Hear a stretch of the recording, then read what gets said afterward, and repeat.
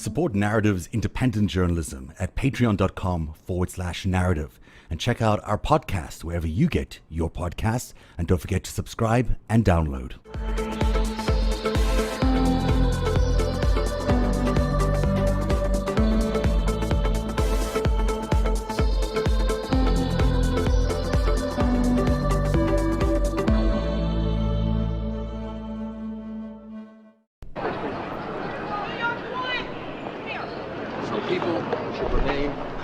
Remain where they are, except if they are in southern Manhattan. If you're below Canal Street, you should walk out of southern Manhattan and walk north, as these people are doing right here.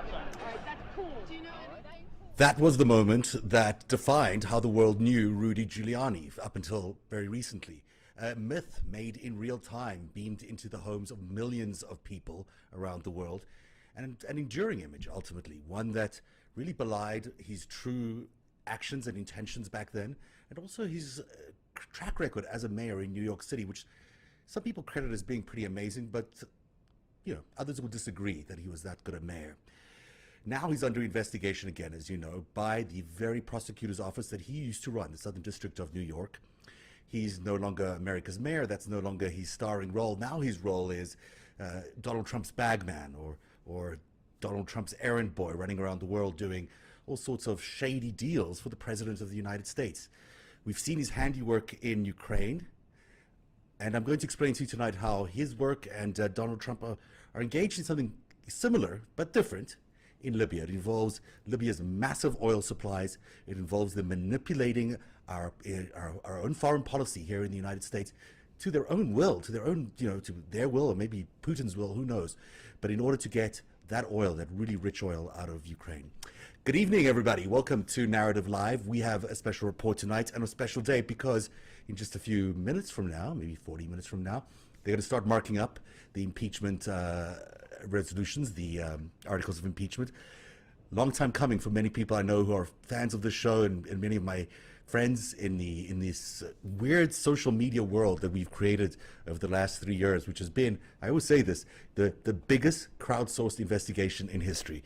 Today's impeachment certainly is a credit to all the credible investigators at the FBI and everybody else, certainly these legislators in the House, but also a credit to every single person who spent the last 3 years researching endlessly every single piece of Donald Trump's life. And we all know each other as sort of hashtags and ats here, and we might not even know each other's faces. But it's a tribute to everybody that we got here today. So I want to congratulate all of you for this day. I'll get you to the hearing on time, I hope. Although this is a long show, it's kind of complicated. I'll do it as quickly as I can.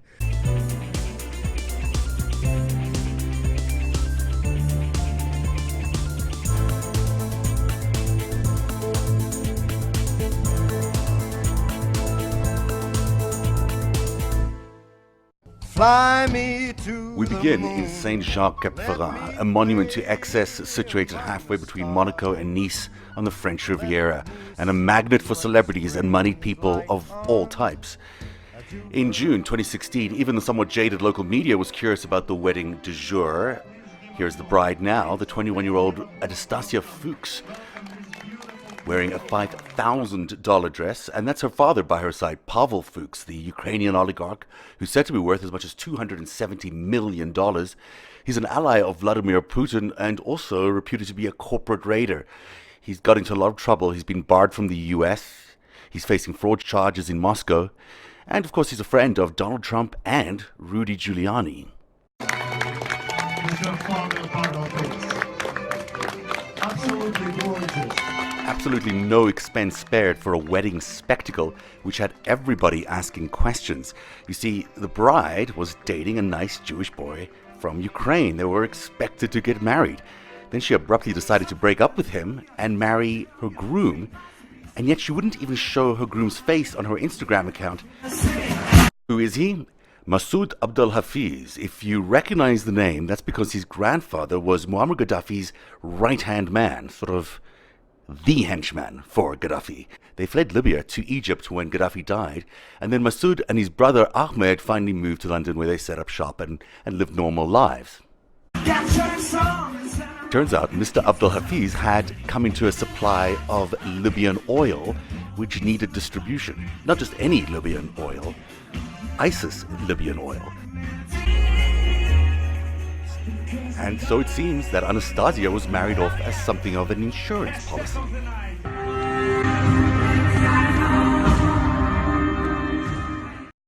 Now, that music, Skyfall, is actually playing at the wedding. It's so remarkable because, in fact, this entire story is very much like a James Bond story. And that music, of course, from the latest James Bond movie, or one of them in any event.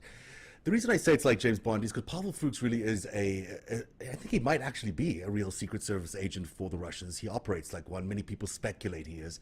And certainly that's the way the Russians like to roll with their oligarchs. And the skepticism around this wedding not only involves the fact that he's a secret agent and his daughter is marrying a grandson of a Libyan henchman. It's also because the Fuchs family would not even mention the Abdul Hafiz's name in any public statements. It would just come to our daughter's wedding, but we won't tell you who she's marrying. And then on top of that, there's this whole thing where she wouldn't show his face on Instagram, except for one picture where it's covered up. There's also this, I mean, this could be the reason why, because it turns out that the grandfather is on a UN sanctions list, a UN terror sanctions list, and there's his name, Masoud Abdul Hafiz. That's the grandfather, that's not the guy that she married, colonel in the armed forces, commander. It also says he was part of military intelligence in Libya, which anyone who, I mean, it's got to say Russia to you. You got to yell Russia to you. And so it seems to bear certain credence that the Abdul Hafiz family was involved in some nefarious stuff, as the grandfather was, but maybe as the children are and the grandchildren are too. What makes it even more complicated is that, of course, Pavel Fuchs is really, really close to Donald Trump and to Rudy Giuliani, and particularly close. I mean, this is not just your average kind of, hey, I know that guy, or maybe I used to know that guy, but I don't know him now. I'm talking about real close.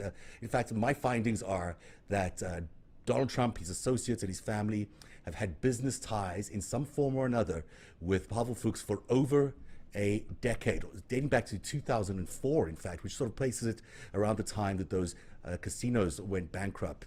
I can also tell you that Donald Trump's son, according to, this is a quote from Pavel Fuchs himself, he said, Donald Trump's son also wanted to enter the real estate market in Russia, and he flew to us for negotiations many times. In fact, it was so many times because in 2008, Donald Trump Jr. visited Moscow 6 times in an 18-month period, starting in 2008. No one needs to go to Moscow that many times in a lifetime, probably, but in this particular case, for an American businessman, the son of an American businessman, what was he doing in Moscow? Yes, he said, we see a lot of money pouring in from Russia, but is that really a reason to go all the way there every couple of months? Or did he have other reasons? And the only other reasons people speculate could be that either he was getting sort of training, or he was maybe, had a girlfriend of some sort over there. That's also entirely possible too. Now, Fuchs has ties to the Solnitsvsky, I'm running that name, I'm sure, organized crime syndicate, and he's also friends with the ex-senator in Ukraine, Alexander Karavanasov, also probably running that name. But those two people are linked to organized crime. He's under criminal investigation in Russia, in Ukraine. He's barred from entering the United States and Mexico and Israel. And the reason he's currently not in Russia is because he was almost under arrest, but Vladimir Putin was able to save his arrest. But he did tell him it's maybe a good time for you to move permanently to Ukraine. There is more. I can go on forever here. Look, there's 2 slides here of 8 reasons, 8 ties that Donald Trump has to Pavel Fuchs. I'll point to the biggest ones. Number one, in 2006, Fuchs and Yeltsin's son-in-law, Valentin Yumashev, licensed the Trump brand for the first Moscow Trump Tower. And then, if you look down the second one here, Mukhtar Ablyazov, who was responsible for $1 billion embezzlement from a bank in Uzbekistan. That money also was invested, or some of that money was invested, in the Trump Soho Tower by Felix Sater. Guess who his business partner was? Pavel Fuchs.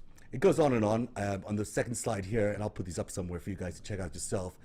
He did try to come and see the inauguration. He attended the inauguration of Donald Trump in 2017. He paid $200,000, didn't get to go to the main event, so now he's suing over that. There is a terrific picture of Pavel Fuchs and Kevin McCarthy. I'm going to pull that up for you later in the show if I can find it, because it just tells you everything. And there's more. But you get my point. The two of them have a long history as business partnerships. I'll tell you that I have phoned around to ask a lot about Pavel Fuchs, and every time I call someone in the Ukraine, it's like the automatic response to me is, oh, there's no truth to the rumor. There's no truth to the rumor. And I was like, what rumor? I haven't even asked you what I'm asking. The rumor about Pavel Fuchs. There's no truth to it. So you know that they've obviously been primed to tell me, or to tell whomever, that Pavel Fuchs is not a Russian agent, because that's what they all tell me. I don't know if that's true. Because you know what? These guys have another big interest, Pavel and Donald Trump, that they share with each other. And that is a big interest in Libyan oil. It's a deep financial well, I believe, for Pavel Fuchs, and it's also something that Donald Trump has spoken about repeatedly, about how much he would like to have all that Libyan oil, which he says is some of the finest in the world. Here he is in 2011. He did this interview with the Wall Street Journal. As far as Libya is concerned, I'd only be interested in Libya if we get the oil. Without the oil, I have no interest, and we shouldn't be there. Pavel Fuchs, who has his daughter marrying a grandson of the Libyan leader, Muammar Gaddafi's henchman. And that's where we are at. We have no deal yet about oil, but we suspect there's a deal for oil.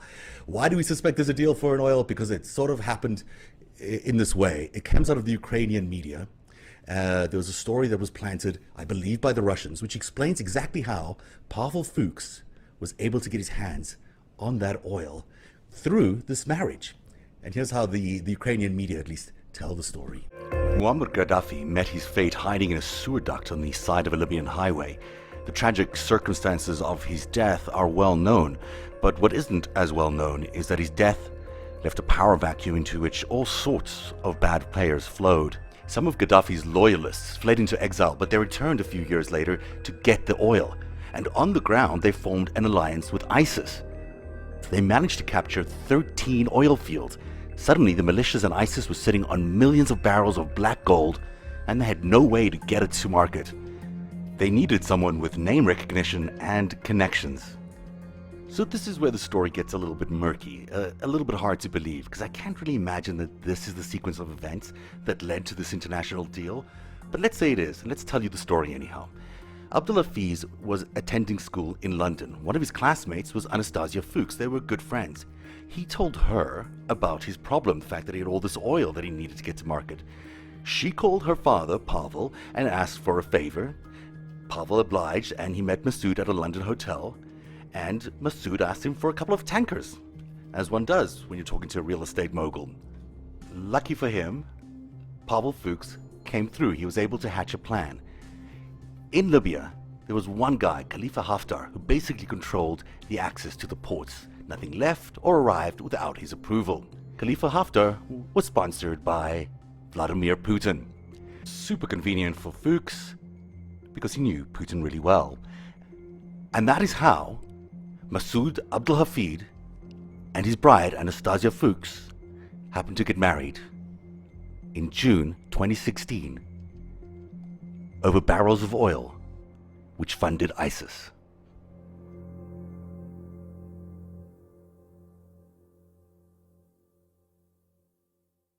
Lincoln's Bible and I always have this conversation about how do you know what's disinformation and what isn't disinformation. She always tells me that, you know something is that there's always a kernel of truth in any bit of disinformation. In other words, you're always getting some facts that are accurate within any disinformation, and then you get a lot of other stuff that is really meant to throw you off the trail. And in this case, there's a lot of interesting facts in this story about how this marriage happened and how the guerrillas were looking for somebody to help them export this oil, but there's no mention of the Russian government. And that to me is a huge hint that The Russians, in fact, planted the story because it's the Russians who really are after this oil, and they're just throwing people off the scent by saying it started organically. It didn't start organically. In all likelihood, this is a plan by Putin to get the oil out of Libya. And it's a plan that ultimately involves the United States. It's a plan that ultimately involves Donald Trump. And it involves your vote, and it involves Americans' votes every time, and it involves today's impeachment process. Because, like Ukraine, Donald Trump is using the American foreign policy in order to get things for Vladimir Putin and to get things for the Russian mob, and probably to get himself something too out of all of that. And that requires a lot of adjustment, but it's not just Ukraine. It's also Libya. It's also likely Venezuela. It's also likely North Korea. There's a scheme, as has become the term of this entire scandal. There's a scheme for each one of Trump's incredibly poor foreign policy decisions, but also his policy priorities, which have all gotten him richer along the way. So in 2010, Gaddafi comes to the United Nations for the first time. Everyone's a little freaked out that he's here, and what are we going to do with him? And then it turns out that he wants to pitch a ceremonial tent in the place that he's staying. So he proposes Central Park, and people are like, no, we don't think we want your ceremonial tent. Not in Central Park. Just go find somewhere else. So he tries, goes everywhere, can't find anybody to help him pitch this tent or allow him to pitch his tent. He finally settles on, who else? Donald Trump. Believe it or not, Donald Trump's the guy that knows Muammar Gaddafi probably than anyone else, or knew Muammar Gaddafi better than anyone else. American celebrities like Martha Stewart and Ralph Lauren live nearby. Now another big name, Libyan leader Muammar Gaddafi, is making news here. Mr. Gaddafi pitched his tent on Donald Trump's property in Bedford and caused a stir. It was not a camping tent, but a ceremonial tent for receiving guests. There was another time that that Donald Trump spoke about oil and Libyan oil in a very specific way. One of the most pivotal, important events of the entire 2016 Trump-Russia fold-out, the way they slowly rolled out their campaign, the way they slowly made a deal to inhabit this presidency of the United States. One of the most pivotal events, which I think was probably the most important, is when the deal was done. And I think that deal was done on April the 27th, 2016 at the Mayflower Hotel. That's when, remember there was a whole bunch of foreign dignitaries, including Sergei Kislyak, came to attend. And it's the first time that Donald Trump spoke about his foreign policy. The whole thing was sponsored by the Center of National Interest, which is a think tank in Washington, D.C., but it's really a front for Russian government activity. And Dmitry Simes is the guy that's mentioned many times in the Mueller report as the person who sort of helped put that event together. At that event, Trump makes some really unusual but pro-Russian statements. And he lists 5 specific weaknesses around the world that he knows he's going to attack if he becomes president. And one of those 5 things that he attacks is Libyan oil. Listen to what he says about what he wants to do with the Libyan oil. ISIS is making millions and millions of dollars a week selling Libya oil. And you know what? We don't blockade, we don't bomb, we don't do anything about it. It's almost as if our country doesn't even know what's happening, which could be a fact and could be true. So as it turns out, our country didn't know what was happening. Only Donald Trump knew what was happening at the time. I searched and searched and searched, and really that's the only modern reference that I can find where there's any mention of Libyan oil being taken by ISIS or being sold by ISIS into the marketplace. In fact, there's one fact check which sort of backs up my thinking here that was published in various newspapers by factcheck.org, which it talks about what Trump had just said in the Mayflower just the night before, but then it says, an expert on Libya's oil operations told us there's no evidence the Islamic State is producing or selling oil out of that country. Isn't that interesting? How would Donald Trump be the only person in the world to know that Libyan oil was being sold by ISIS? It just makes no real sense. But yet he seems so adamant to tell people that that's the case back then. And it turns out that that is the truth. In 2017, we found out that there was oil being smuggled out of Libya and that it benefited ISIS. But that was much long after this 2016 June address. So I'm going to back up here and try reframe ISIS for you, because in the West, we're correct in thinking that ISIS is sort of this undisciplined, aggressive group of extremist people running around the world, beheading people, causing explosions, being incredibly terrorist-like organizations. But they're not really that. I mean, they are certainly terrorists. I'm not suggesting that they're not. I would not say that. But I will say that they're also much more frightening than just terrorists. They're much more frightening than just your Al-Qaeda kind of terrorists that pop up from place to place and do a terror attack. Because they're in fact a highly organized and extremely well-funded, extremely profitable proxy army. And they run as a proxy army on behalf of various clients, not just one state, but particularly Russia and particularly Turkey. And that is basically how we got to everything in the Middle East and how we got to the situation where we are today, where ISIS is presumed to be an enemy of Russia and of the United States. But in reality, it's a proxy army for Russia. ISIS is thought of, in the West at least, as a lawless terror organization intent on destroying the United States and wanting to turn parts of the Middle East into a Sharia law ideological fortress. But in reality, it's nothing like that. It's probably better described as an outlaw transnational crime syndicate. Most of its profits come from smuggling oil, people, human trafficking, and plundering artifacts. It has clients all over the world, but most of them are nation states like Russia and Turkey who are trying to push an agenda using ISIS as a proxy power. And there's plenty of evidence to suggest that ISIS was founded by Russia in some ways. Many of its fighters come from Chechen rebels. In fact, Russia uses ISIS as a satellite proxy army to fight wars in the Middle East. But mostly, it's about the oil. Whether it's Libya, Syria, or Iraq, where ISIS has had strongholds, it's always been about exporting smuggled oil, billions of dollars of it, to the European and global marketplace. Over the years, there's been an international shell game when one country blames another country for smuggling the oil out of Syria, for example, as Russia did about Turkey a few years ago. The truth is, Russia has such a hold over Syria and over Libya, only it can say where the oil goes. Assad was revealed to have gotten his oil from ISIS under Russian auspices, and in Libya, much of the oil is under the control of Khalifa Haftar, also supported by Putin. In 2017, Italian prosecutors said they had cracked what they called an oil smuggling ring that was netting $1 million a day. The syndicate illegally exported 30 shipments of oil between June 2015 and June 2016. And this is the way it worked. So the oil was smuggled out of Libya on small vessels, transferred to oil tankers out in the open seas. It was then shipped to Malta, where it was relabeled as coming from Saudi Arabia and then exported to the world. This syndicate involved the Sicilian La Cosa Nostra, and Italian prosecutors were convinced that part of the organization's profits were landing up with ISIS. That's where we first found out that ISIS was involved in benefiting from this smuggled oil coming out of Libya. A lot longer, a year or so after Donald Trump proclaimed it as fact before the Mayflower crowd when he was making that first foreign policy address. Now, I want to put all these things that I've been talking about in context for you, because we've spoken first about a wedding that took place in June 2016.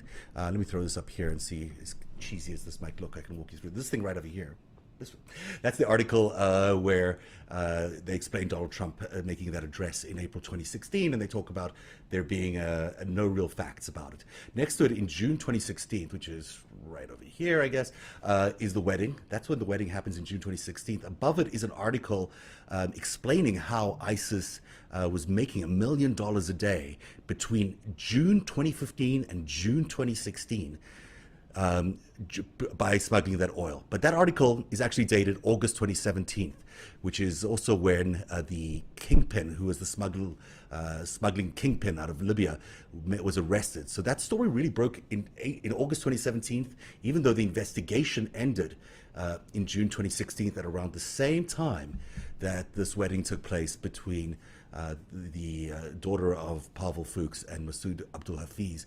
And what's also particularly interesting for me there is that was just a month or two after Donald Trump made his address where he said that Libyan oil was going to be such a priority and getting it out of the hands of ISIS.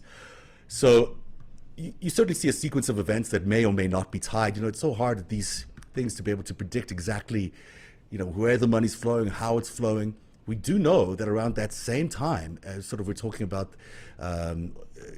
August 2017, we know that Rudy Giuliani got a $500,000 check from Pavel Fuchs in around June or August 2017. You see in that June-August 2017 section over there at the very top is a photo of his Giuliani and associates visiting Kharkiv, starting their consulting services. And I believe that's where he got his $500,000 from Pavel Fuchs. And then below that, he's visiting Kiev, where he's talking about how President Trump wants to send a message to all people in Kyiv saying, we'll make Ukraine great again. All right, so there's a lot to take in there, but there is money flowing between Rudy Giuliani and Pavel Fuchs. There is something happening with a wedding, which doesn't look like a real wedding. It looks like a wedding made out of business, and that business is the smuggling of oil. There's a clear interest on behalf of the President of the United States in keeping that oil, on getting that oil. And so we're starting to see a framework, perhaps, of what could be one of these quid pro quo kind of schemes. But it's not as cleanly as we all like to think about it. You know, we all like to think about it. I give you one thing, you give me something in exchange. What they like to do, it seems, look, judging by what they did in Ukraine and what they've done here, is there is something happening over here, and I'm just doing something over here that makes this thing easier. And in this case, it's Khalifa Haftar. Khalifa Haftar is the warlord who has taken over a huge piece of the southern part of Libya. Because there's really two sort of governments in Libya. There's the Western-backed United Nations government in Libya, and then there's the Russian-backed warlord guy named Khalifa Haftar. While the United Nations backs the internationally recognized government in Tripoli, in the eastern city of Al-Baida, there is a parallel government affiliated with the Tobruk-based parliament and the warlord Khalifa Haftar, and it's backed by Saudi Arabia, the UAE and Egypt. Both governments have their own central banks. The central bank in Al-Baida city has sold bonds worth more than $23 billion to fund its wage bill. While Britain prints out money for Tripoli, Russia has printed 10 billion dinars for the parallel administration in the east. Libya is a wealthy nation. Its $80 billion in oil revenues and foreign reserves are managed by Tripoli. But Haftar has seized oil fields in the east and the south of the country. I mean, it's a significant amount of money. It's also some of the best, purest oil in the world. It's the cheapest to produce. $80 billion is a lot of money. And Russia is desperately interested in controlling all of that, as they are interested in controlling the oil in Iraq, as they're interested in controlling the oil in Syria. And in fact, they've been able to do this during the Donald Trump presidency. They've been able to consolidate all this oil. They basically have the Syrian oil, even though we're looking after it, whatever that means. They have a big protest building in Iraq so they can get that oil. But even still, they've had a huge investment of oil infrastructure and refineries and things in Iraq. And so throughout these 3 years, while all of us have been, blindly or chaotically wandering through the crisis and the chaos created by Donald Trump, Putin has been getting away with pillaging the entire region and basically stealing all the oil. And we could see it in Syria. We saw it in Syria recently when they suddenly had to withdraw the troops so Turkey could come in and do what? Basically, they're trying to get a hold of all those resources. Today, we found out that Turkey may invade Libya in order to clear up the mess over there. The mess is created by Putin. The mess is created by ISIS, which he funds. And so you can see that this is a mess created by Putin. Then he comes in, he cleans it up. And you see, he's the hero of all things.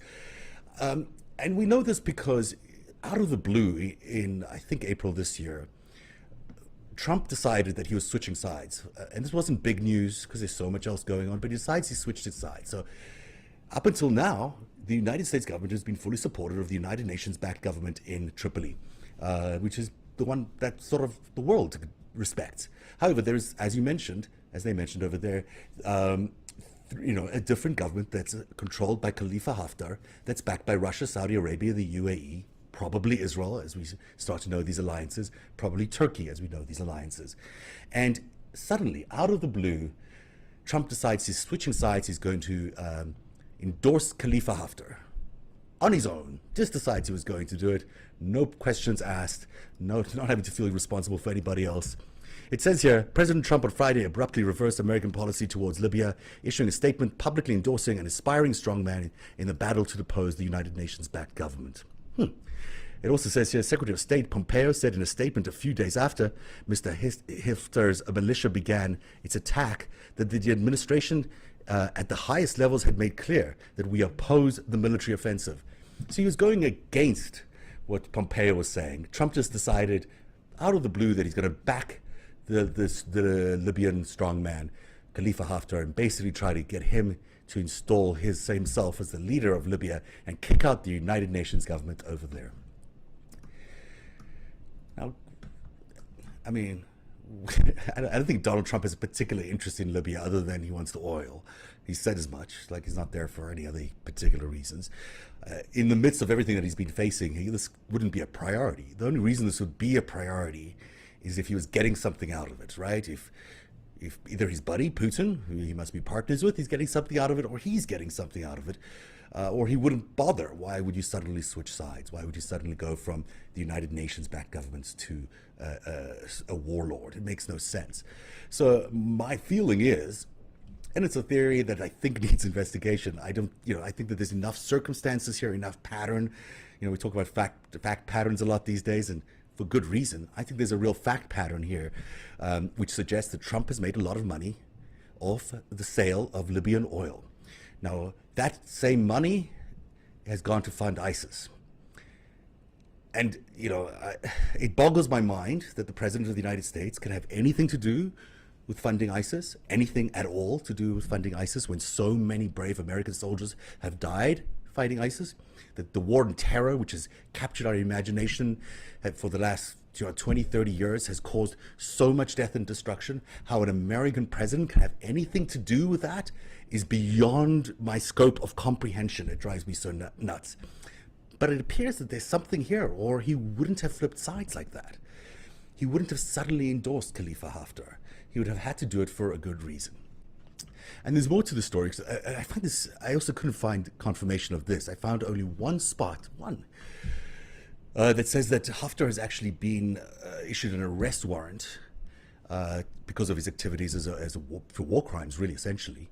And this I could only find in a South African website, but I couldn't find it reprinted anywhere else. So if anyone can find that, that would be interesting to see if there's an American arrest warrant. And if there's an American arrest warrant for his war crimes, what about Putin, who sponsors him? What about Donald Trump, who might be selling the oil in order to benefit from there? And so I think we have the makings of a scheme, a second scheme. We had Ukraine scheme, now here's Libya scheme. Lucky all of us. How many more do we have to give up, and how much more do we have to give up? And this scheme looks a little like this. Trump provides political cover by making these big shifts in who American supports in Libya. Putin uses that opportunity, along probably with Erdogan or anybody else, to consolidate things on the ground militarily, and then he seizes those resources, which is seizing that oil. And then there's all sorts of corrupt self-dealing that goes on after that, while they install a puppet regime like the Haftar regime. And in the background, pulling the money chains is Rudy Giuliani. He's getting money from Pavel Fuchs, perhaps. Maybe that $500,000 was for something else. Maybe it was for something other crazy thing. But we know that Fuchs is interested in that oil because he's been the guy moving it around. And there's Donald Trump tied to Khalifa Haftar. But in the middle, Vladimir Putin is the guy calling all the shots, getting all the benefits, scoring all the money, getting all the oil, as any organized mafia boss would do. And that's sort of where I'm at. That's the end of the investigation as far as we know it today. But I think that I think there's a body of evidence here to suggest that something really weird has gone on. There's no ways Donald Trump would have suddenly shifted his allegiance like that. Pavel Fuchs, on the one hand, is not that thrilled about his daughter having married Masoud Abdul Hafiz. And in fact, that marriage broke up. I'm told that within a year it did break up, and I'm not sure what the circumstances behind that were. But they were so embarrassed about that wedding, even though it was so flashy, that it's kind of hard to imagine why they went ahead with it, unless there was a business interest there involved. We know Putin is so aggressively working in the Middle East, trying to get all this oil, trying to get all these resources.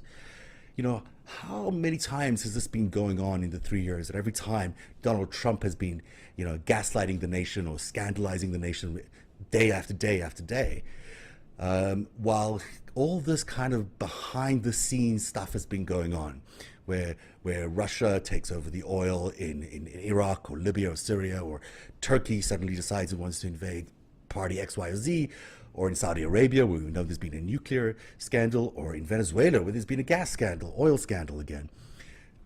I mean, it's beginning to look like not like it's a scheme. It looks like there are schemes, and there are so many schemes that whatever happens tonight, and it's 7 p.m. now, so I'm going to switch off because I want you guys to be able to watch the articles of impeachment. But keep in mind that we're not just talking about one thing. We're not just talking about Ukraine, and we're not even just talking about Ukraine and Mueller. We're probably talking about Ukraine, Mueller, plus.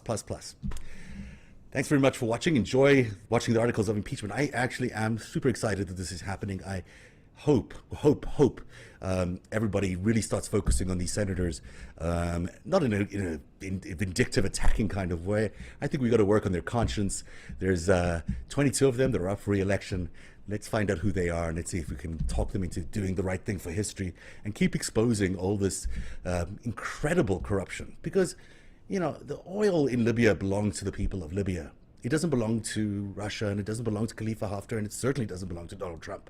And that's why America doesn't do this. We don't rape and pillage and plunder, and that's why we're looked up to in the world. I'd rather be that nation than be the other nation.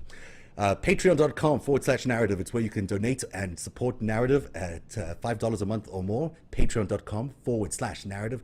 Really need your support to keep us going. And otherwise, have a good night. Happy impeachment articles marking up night. And we'll see you again soon on Narrative.